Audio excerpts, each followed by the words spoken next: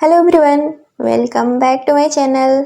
आज है 22 अप्रैल और आज हम पढ़ेंगे 22 अप्रैल के सभी इम्पोर्टेंट करंट अफेयर्स के क्वेश्चंस को और साथ ही सभी क्वेश्चन से जुड़े इम्पोर्टेंट फैक्ट्स भी डिस्कस करेंगे। तो चलिए स्टार्ट करते हैं आज का सेशन। आज का पहला सवाल है, राष्ट्रीय सिविल सेवा दिवस कब मनाया जाता है? तो हर साल 21 अप्रैल को राष्ट्रीय सिविल सेवा दिवस के रूप में मनाया जाता है। 21 अप्रैल साल 2006 में इस दिवस को आधिकारिक रूप से मनाए जाने की घोषणा केंद्र सरकार द्वारा की गई थी। 21 अप्रैल साल 1947 में भारत के पहले गृह मंत्री सरदार वल्लभ भाई पटेल ने दिल्ली के मेटकॉफ हाउस में भारतीय प्रशासनिक सेवा के प्रथम बैच को संबोधित करते हुए उन्हें देश का स्टील फ्रेम कहा था। इस दिन को चिन्हित करते हुए भी यह दिवस मनाया जाता है। भारतीय सिविल सेवा के जनक लॉर्ड कॉर्नवालिस को कहा जाता है। तो आंसर हो जाएगा ऑप्शन डी, 21 अप्रैल। अब अप्रैल महीने के कुछ और इम्पोर्टेंट डेज और उनके थीम। तो भारतीय रिजर्व बैंक का स्थापना दिवस हर साल 1 अप्रैल को मनाया जाता है। केंद्रीय जांच ब्यूरो यानी कि सीबीआई का स्थापना दिवस भी हर साल 1 अप्रैल को मनाया जाता है।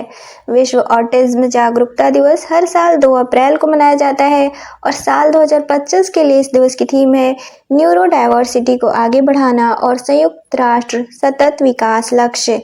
अंतर्राष्ट्रीय खदान जागरूकता दिवस हर साल 4 अप्रैल को मनाया जाता है और साल 2025 के लिए इस दिवस की थीम है सुरक्षित भविष्य की शुरुआत यहीं से होती है। विश्व स्वास्थ्य दिवस हर साल 7 अप्रैल को मनाया जाता है और साल 2025 के लिए इस दिवस की थीम है स्वस्थ शुरुआत आशापूर्ण भविष्य। सीआरपीएफ शौर्य दिवस हर साल 9 अप्रैल को मनाया जाता है। विश्व होम्योपैथी दिवस हर साल 10 अप्रैल को मनाया जाता है और साल 2025 के लिए इस दिवस की थीम है अध्ययन अध्यापन अनुसंधान। राष्ट्रीय सुरक्षित मातृत्व दिवस हर साल 11 अप्रैल को मनाया जाता है और साल 2025 के लिए इस दिवस की थीम है देखभाल करने वालों की देखभाल। अंतर्राष्ट्रीय मानव अंतरिक्ष उड़ान दिवस हर साल 12 अप्रैल को मनाया जाता है। सियाचिन दिवस हर साल 13 अप्रैल को मनाया जाता है। विश्व कला दिवस हर साल 15 अप्रैल को मनाया जाता है और साल 2025 के लिए इस दिवस की थीम है एकता और उपचार के लिए कला। और विश्व आवाज दिवस हर साल 16 अप्रैल को मनाया जाता है और साल 2025 के लिए इस दिवस की थीम है अपनी आवाज को सशक्त बनाएं। विश्व हीमोफीलिया दिवस हर साल 17 अप्रैल को मनाया जाता है और साल 2025 के लिए इस दिवस की थीम है access for all women and girls bleed too. विश्व लिवर दिवस हर साल 19 अप्रैल को मनाया जाता है और साल 2025 के लिए इस दिवस की थीम है भोजन ही औषधि है। और राष्ट्रीय सिविल सेवा दिवस हर साल 21 अप्रैल को मनाया जाता है। अगला सवाल है, कवच 5.0 किसके द्वारा विकसित किया गया है? तो हाल ही में भारतीय रेलवे ने खुद के द्वारा विकसित की गई कवच 5.0 लॉन्च करने की घोषणा की है। भारतीय रेलवे का लक्ष्य दिसंबर साल 2025 तक मेट्रो और लोकल ट्रेनों में इसे लागू करना है। इसका उद्देश्य है मौजूदा लाइनों पर भीड़ भाड़ कम करना, सेवा आवृत्ति में सुधार करना और मुंबई जैसे उपनगरीय यात्रियों की बढ़ती मांग को पूरा करना। अब कवच 5.0 क्या है? तो कवच 5.0 कवच तकनीक के अगली पीढ़ी का संस्करण है जो कि स्वदेशी तकनीक से विकसित किया गया है और इसे भारतीय रेलवे ने विकसित किया है।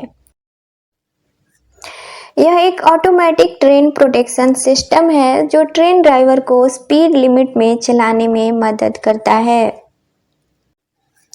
तो आंसर हो जाएगा ऑप्शन ए, भारतीय रेलवे। अगला सवाल है, उस्ताद बिस्मिल्लाह खान को भारत रत्न से कब सम्मानित किया गया था? तो हाल ही में उस्ताद बिस्मिल्लाह खान द्वारा प्रसिद्ध बनारसी शहनाई को केंद्र सरकार द्वारा भौगोलिक संकेत टैग दिया गया है। बिस्मिल्लाह खान शहनाई वादक थे। इनका जन्म 21 मार्च साल 1916 में हुआ था। इन्हें भारत के चौथे सर्वोच्च नागरिक सम्मान से साल 1961 में सम्मानित किया गया था। साल 1968 में भारत के तीसरे सर्वोच्च नागरिक सम्मान पद्म भूषण और साल 1980 में भारत के दूसरे सर्वोच्च नागरिक सम्मान पद्म विभूषण से और साल 2001 में भारत के सर्वोच्च नागरिक सम्मान भारत रत्न से इन्हें सम्मानित किया गया था। तो आंसर हो जाएगा ऑप्शन डी 2001। अगला सवाल है, हाल ही में महिला संवाद अभियान की शुरुआत किस राज्य सरकार द्वारा की गई है? तो बिहार के मुख्यमंत्री नीतीश कुमार ने महिला संवाद अभियान की हाल ही में शुरुआत की है। इन्होंने इस अभियान की शुरुआत पटना से की है। पहले दिन राज्य के 600 स्थानों पर महिला संवाद कार्यक्रम आयोजित किए गए। इस अभियान के तहत अगले 60 दिनों में राज्य में 70,000 स्थानों पर कार्यक्रम आयोजित किए जाएंगे। महिला संवाद अभियान के तहत 2 करोड़ महिलाओं तक पहुंचने का लक्ष्य रखा गया है। यह अभियान ग्रामीण विकास विभाग द्वारा आयोजित किया जा रहा है और इसका उद्देश्य है राज्य की महिलाओं को सरकारी कल्याणकारी योजनाओं से अवगत कराना। तो आंसर हो जाएगा ऑप्शन ए बिहार। अब बिहार, तो बिहार की राजधानी है पटना। यहाँ के वर्तमान मुख्यमंत्री हैं नीतीश कुमार और वर्तमान राज्यपाल हैं आरिफ मोहम्मद खान। हाल ही में 22 मार्च को बिहार का स्थापना दिवस मनाया गया है और साल 2025 के लिए बिहार स्थापना दिवस की थीम थी उन्नत बिहार विकसित बिहार। बिहार में 38 जिले हैं और बिहार का सबसे नवीनतम जिला अरवल है। अगला सवाल है, हाल ही में किस राज्य सरकार द्वारा हिंदी को तीसरी अनिवार्य भाषा बना दिया गया है? तो हाल ही में महाराष्ट्र सरकार ने क्लास 1 से 5 तक के स्कूलों में हिंदी को तीसरी अनिवार्य भाषा बना दिया गया है।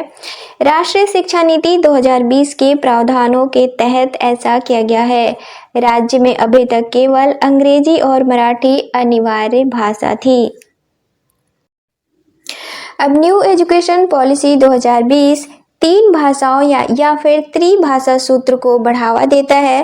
पहली भाषा मातृभाषा या फिर क्षेत्रीय भाषा, दूसरी भाषा हिंदी भाषी राज्यों में हिंदी या अंग्रेजी और तीसरी भाषा हिंदी भाषी राज्यों में अंग्रेजी या अन्य भारतीय भाषा और गैर हिंदी भाषी राज्यों में अंग्रेजी या अन्य भारतीय भाषा। तो आंसर हो जाएगा ऑप्शन ए महाराष्ट्र। अगला सवाल है, हाल ही में 23वें विधि आयोग के अध्यक्ष कौन नियुक्त किए गए हैं? तो सुप्रीम कोर्ट के पूर्व न्यायाधीश दिनेश माहेश्वरी हाल ही में भारत के 23वें विधि आयोग के अध्यक्ष नियुक्त किए गए हैं। 23वें विधि आयोग का गठन 1 सितंबर साल 2024 को किया गया था, जो कि 31 अगस्त 2027 तक के लिए किया गया था केंद्रीय विधि एवं न्याय मंत्रालय द्वारा। अब विधि आयोग क्या है, इसे थोड़े शब्दों में जानते हैं। तो यह गैर सांविधिक निकाय है जो कि सलाहकार निकाय के रूप में कार्य करता है। इसकी स्थापना भारत सरकार के विधि और न्याय मंत्रालय की अधिसूचना के माध्यम से की गई थी। 1833 के चार्टर एक्ट के तहत 1834 में प्रथम विधि आयोग की स्थापना की गई थी। स्वतंत्र भारत के पहले विधि आयोग का गठन साल 1955 में किया गया था, जिसके पहले अध्यक्ष थे MC सीतलवाड़ और इसका कार्यकाल 3 साल का होता है। तो आंसर हो जाएगा ऑप्शन बी दिनेश माहेश्वरी। अब कल के क्वेश्चंस का रिवीजन करेंगे। कल का पहला सवाल था विश्व लीवर दिवस कब मनाया जाता है? तो इसका राइट आंसर था ऑप्शन डी 19 अप्रैल। अगला सवाल था हाल ही में किस देश ने इंटरपोल की गवर्नेंस समिति की अध्यक्षता संभाली है? तो इसका राइट आंसर था ऑप्शन ए UAE।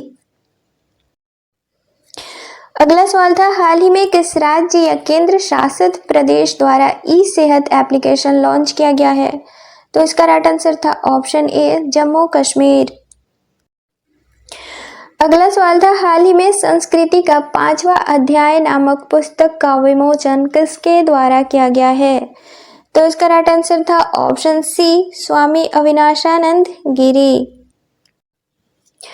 अगला सवाल था, हाल ही में न्यूज़वीक और स्टेटिस्टा द्वारा किस अस्पताल को भारत का सर्वश्रेष्ठ अस्पताल घोषित किया गया है? तो इसका राइट आंसर था ऑप्शन ए, एम्स दिल्ली। और लास्ट क्वेश्चन था, हाल ही में रक्षा साहित्य महोत्सव कलम और कवच 2.0 का आयोजन कहाँ किया गया है? तो इसका राइट आंसर था ऑप्शन बी, नई दिल्ली।